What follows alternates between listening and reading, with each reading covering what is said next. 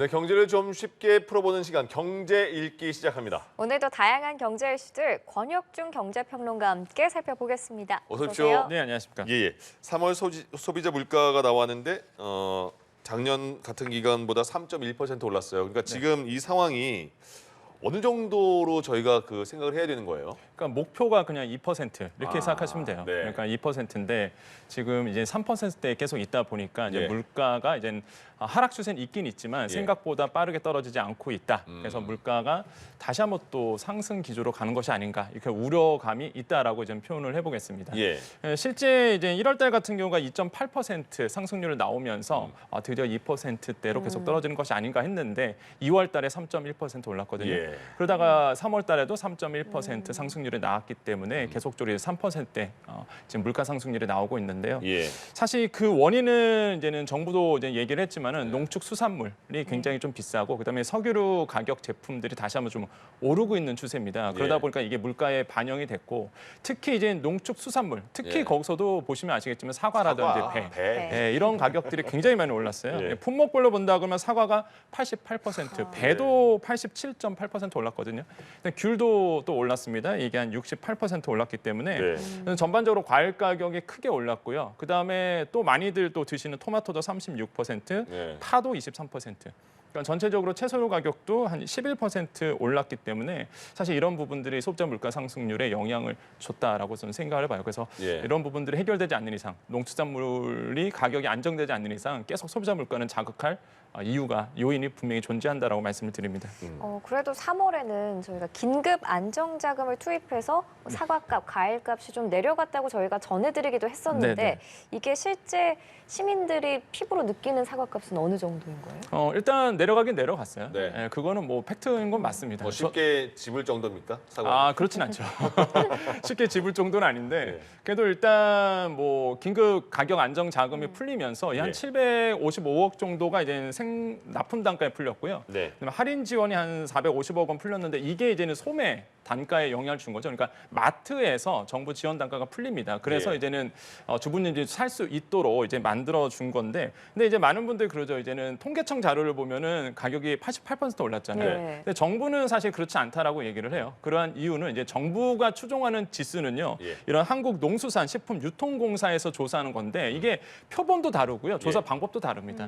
일단은 통계청 같은 경우에는요. 일단은 납품 단가를 계산을 해요. 그러니까 네. 소비자들이 최종적으로 사는 가격이 아니라 이제 소매로 들어오는 가격을 계산해서 이제는 보여주다 보니까 더 비싸죠. 그런데 이제는 정부가 추진하고 있는 정부가 지표로 삼고 있는 이 지표는 그러니까 정부 할인이 들어간 걸 다 계산합니다. 예. 그러니까 이제 할인은 됐던 최종 소비자 가격, 한마디로 영수증 가격을 계산하기 때문에 일단 정부 입장에서는 지금 통계청이 말하는 것보다 사실 상승률이 그렇게 높지 않다라는 게 이제 정부의 이제 얘기거든요. 예. 그래서 실제 보면은 뭐 정부 할인 지원 들어오는 건 맞긴 맞는데 그래도 비싸다. 지금 가면은 한 10개들이 한 25,000원, 27,000원 정도 해요. 어떻게 한 번에 10개 사요? 그렇죠. 이게 지난달 같은 경우 이게 3만 원 돈 했었어요. 네. 예, 그래서 조금 내린 거죠. 근데 평균이 23,000원이거든요. 작년 그러니까 평균치로 본다 그러면.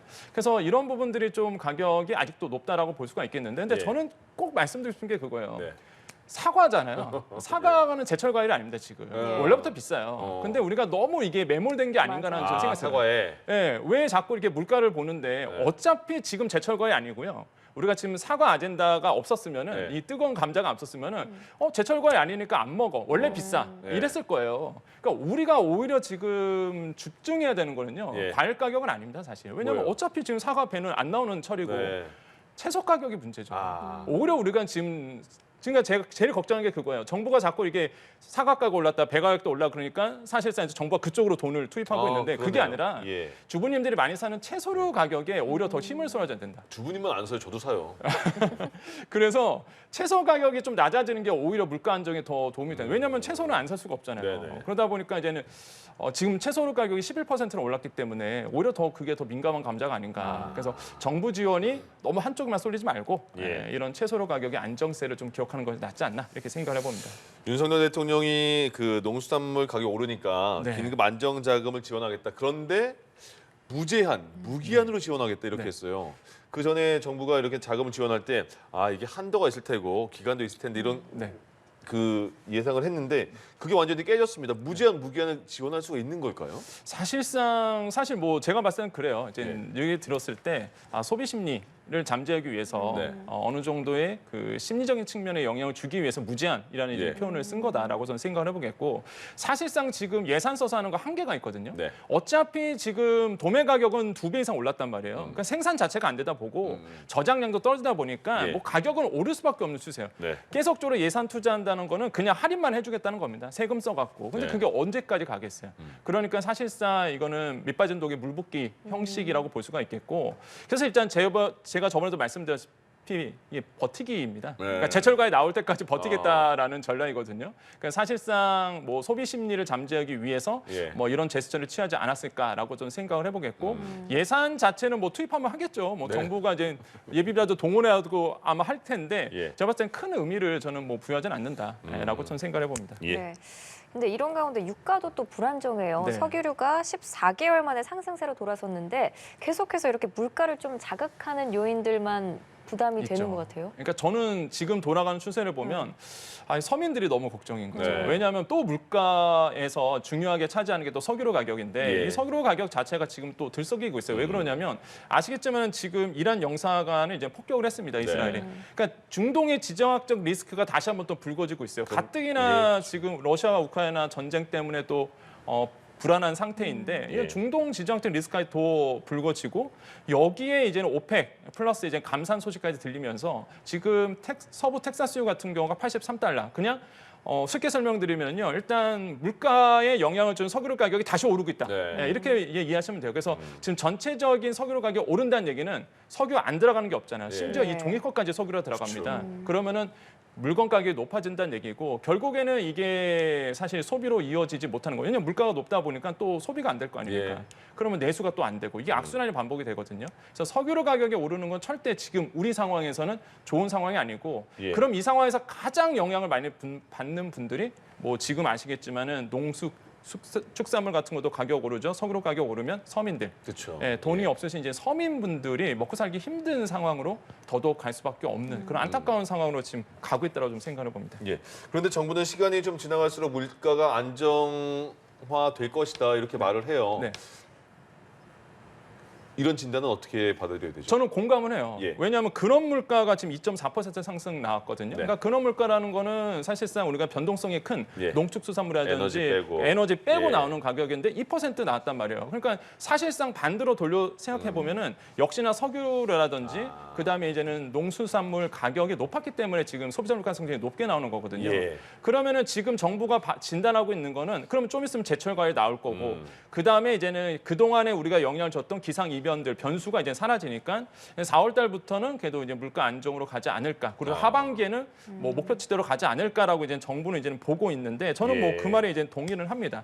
하지만 이제는 조금 변수가 아까도 말씀드린 것처럼 예. 뭐 기상 변화가 또 이번 여름 때 비가 그렇죠. 또 어떻게 올지 맞아요. 어떻게 알아요. 네, 태풍이 또 언제 올지 모르고 예. 그러다 보니까 기상 악화라든지 기상 변수 때문에 다시 한번 물가를 자극할 요인도 충분히 존재를 하고 예. 그래서 지금 뭐 이런 표현을 합니다. 울퉁불퉁하다. 물가가 네. 울퉁불퉁하다. 그러게요. 이렇게 이제 표현을 하는데 저는 그 말에 딱 맞을 거라고 저는 생각을 하고 있고요. 물가 불안한다 그러면은 소비가 둔화가 되겠죠. 소비 둔화되면은 당연히 이제 돈을 안 쓰니까 내수가 안 되고요. 예. 내수가 안 되면 성장이 또 안 될 겁니다. 그래서 지금 이러한 상황에 가고 있기 때문에 정부가 가장 지금 중심적으로 봐야 되는 건 딴 거 아니에요. 그러니까 물가 어떻게 한번 또 안정시킬까를 최고 우선 정책 과정으로 좀 만들어야 된다라고 좀 다시 한번 강조를 해드립니다. 예.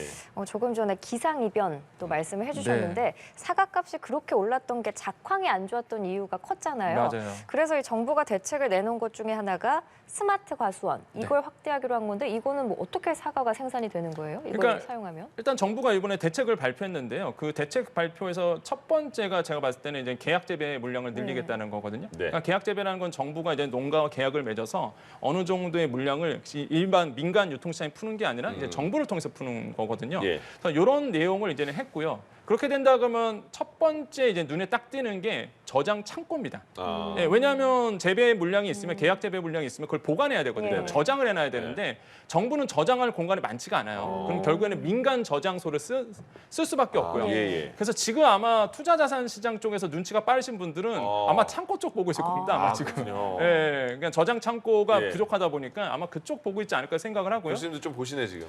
봐야죠. 예.